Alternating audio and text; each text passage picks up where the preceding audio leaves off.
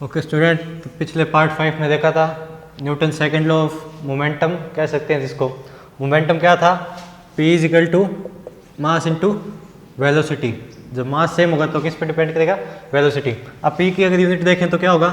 मास की यूनिट क्या होती है? kg। वेलोसिटी की क्या होती है? वेलोसिटी क्या होती थी? डिस्प्लेसमेंट अपॉन टाइम, यानी मीटर पर सेकेंड। तो मोमेंटम की यूनिट क्या होगी? किलोग्राम डॉट मीटर पर सेकेंड। ठीक है, ये हो गया momentum. P is equal to mv। ठीक है, मोमेंटम देखो क्या एक वेक्टर क्वांटिटी है। Momentum always take place in direction of force. Momentum हमेशा उसी डायरेक्शन में होगा जिस डायरेक्शन में क्या होगा? फोर्स। ठीक है, यानी जिस साइड में फोर्स होगा उसी साइड में क्या होगा? बाकी आप एग्जाम्पल पढ़ोगे बुक के अंदर तब आपको फोर्स मोमेंटम के एक्चुअल मीनिंग पता चलेगा, क्योंकि ये अगर अपन डेफिनेशन की बात करते हैं तो डेफिनेशन सिर्फ इतना ही बताती है कि P is equal to mv, उसके अलावा कुछ नहीं दिया होता। लेकिन जब आप इसके एग्जाम्पल पढ़ोगे, कम से कम 10 एक एग्जाम्पल होंगे बुक के अंदर। ठीक है, जब आप वो पढ़ोगे तब आपको पता चलेगा मोमेंटम होता है क्या, एक्चुअल मीनिंग क्या होता है मोमेंटम का। मोमेंटम किस टाइप से फोर्स से रिलेटेड है, क्योंकि जहाँ पे फोर्स होगा वहाँ पे मोमेंटम होगा हर चीज़ का। ठीक है, जब नेट फोर्स जीरो हो जाएगा, फोर्स जीरो हो जाएगा तो मोमेंटम भी क्या हो जाएगा? जीरो हो जाएगा। ठीक है, अब Newton second law of motion के अंदर मान लो कोई ऑब्जेक्ट, ए ऑब्जेक्ट है जिसका मास क्या है? m, उसकी वेलोसिटी कितनी होगी? v1 मान लेते हैं। इस ऑब्जेक्ट ए पे जब ये मोशन कर रहा था, इसके ऊपर फोर्स लगाया f। ठीक है, f फोर्स लगाया तो इसका मास तो उतना ही रहेगा, लेकिन इसकी वेलोसिटी v1 से कितनी होगी? v2 होगी। जब ये मोशन इस डायरेक्शन में और इसी डायरेक्शन में फोर्स लगाएंगे तो वेलोसिटी बढ़ेगी या कम होगी? बढ़ेगी। जब ये इस साइड जा रहा है और इसके अपोजिट साइड में फोर्स लगाएंगे तो वेलोसिटी क्या होगी? कम होगी। ठीक है, तो v1 से क्या होगी? v2। पहली कंडीशन में मोमेंटम क्या होगा? p1 mass into velocity. Velocity कितनी है? v1। यहाँ पे p2 कितना होगा? Mass into velocity. यहाँ पे वेलोसिटी कितनी है? v2।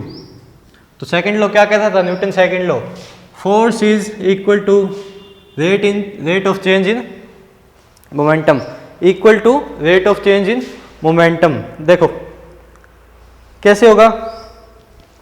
F is equal to P2 minus P1। इसको क्या बोलते थे? Change in momentum. अब जब rate of change in momentum देखेंगे तो क्या आ जाएगा? T क्या होता था? वो टाइम जिसके अंदर ये V1 से V2 है, या उसका मोमेंटम P1 से बढ़ के कितना हो गया? P2 हो गया।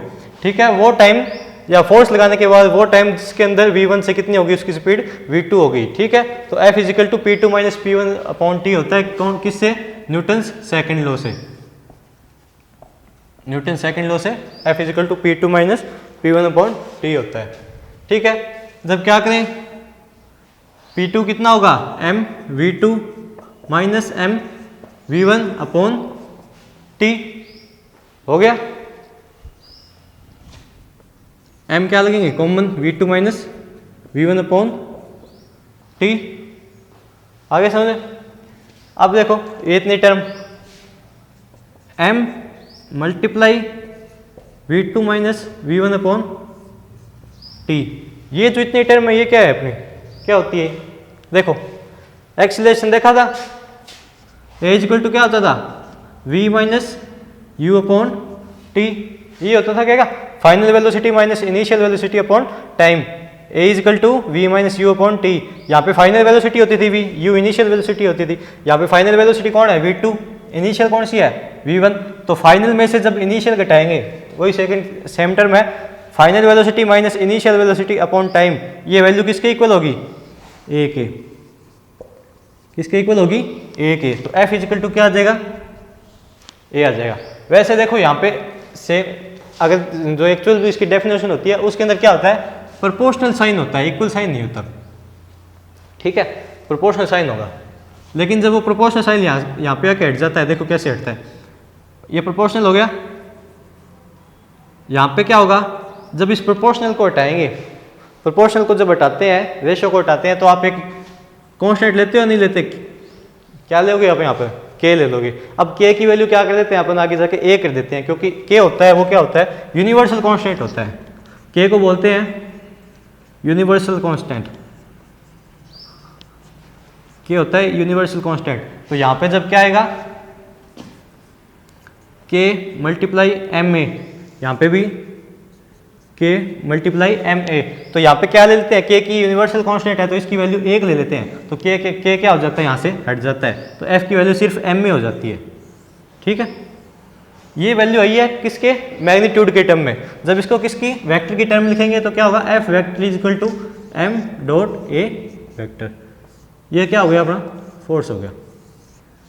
तो लेकिन आप अगर प्रोपोर्शनल के हिसाब से करो तो प्रोपोर्शनल के हिसाब से कर लो, आप आगे के आएगा, के की वैल्यू आपको 1 लेनी है। ठीक है, 1 लेके हो जाएगा। ए कहाँ से आया वो देख लिया, एक्सीलरेशन की डेफिनेशन से। क्या होती है, एक्सीलरेशन की डेफिनेशन होती है एफ इज इक्वल टू क्या गया, मास डॉट एक्सीलरेशन। किससे आ गया, rate of change in momentum, Newton second law से क्या निकाल लिया अपन ने, फोर्स की वैल्यू निकाल ली। फोर्स की वैल्यू कितनी होती है, मास इंटू एक्सीलरेशन होती है, पता चल गया। देखो एक बार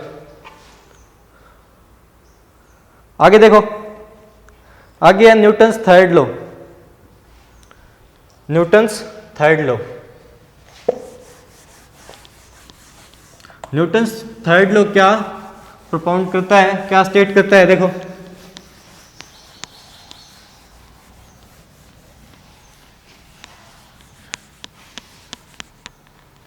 यहां से इसकी यूनिट क्या आएगी भी, एफ इजिकल टू एम में से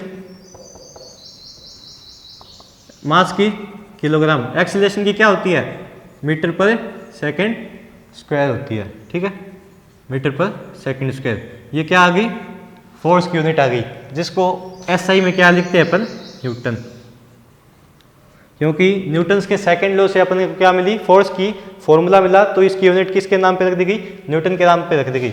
ये होती है एसआई यूनिट। ये क्या होती है, एसआई यूनिट। ये होती है फंडामेंटल या डिराइव्ड यूनिट। ठीक है, ये क्या होती है, फंडामेंटल यूनिट होती है उसकी, किसकी, फोर्स की। लेकिन जब इसको ऑल यूनिवर्स के अंदर चलाना है तो इसको क्या नाम रख दिया गया, न्यूटन नाम रख दिया गया। क्यों, क्योंकि न्यूटन ने इसको क्या किया था, फॉर्मूला प्रोपाउंड किया था। फोर्स होती कौन सी है, वेक्टर क्वांटिटी होती है, देख लिया था अपन ने।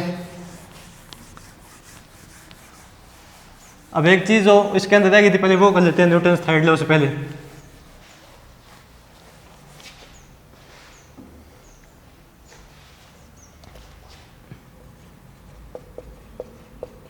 Balanced and unbalanced force.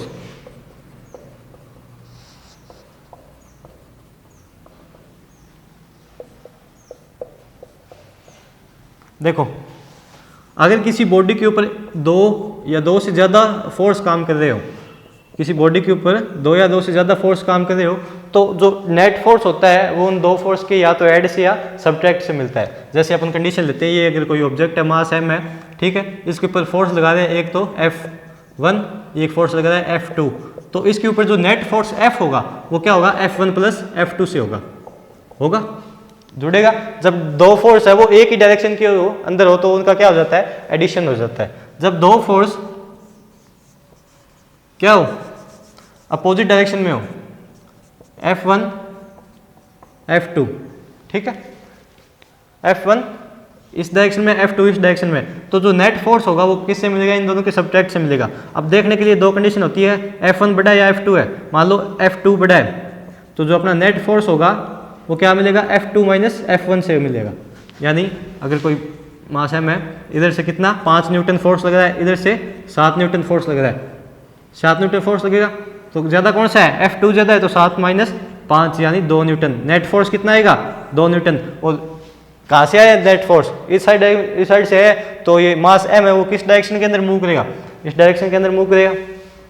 ठीक है, तो जो नेट फोर्स होता है वो 2 फोर्स के ऐड या सब्ट्रैक्ट से मिलता है। अगर F1 ज़्यादा होगा तो F1 माइनस F2 कर देंगे, और फिर क्या होगा, इस साइड ऑब्जेक्ट क्या करेगा, मूव करेगा।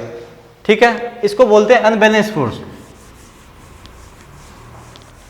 क्या बोलते हैं, अनबैलेंस फोर्स। यानी अगर इस साइड से F1, इस साइड से F2, अगर तीसरी कंडीशन मान लूँ F1 is equal to F2 हो, F1 is equal to F2 हो, तो ये ऑब्जेक्ट मोशन करेगा क्या, नहीं, इसकी पोजीशन चेंज होगी, नहीं होगी।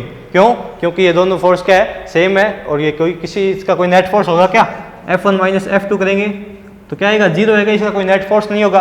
तो इस कंडीशन को बोलते हैं बैलेंस्ड फोर्स।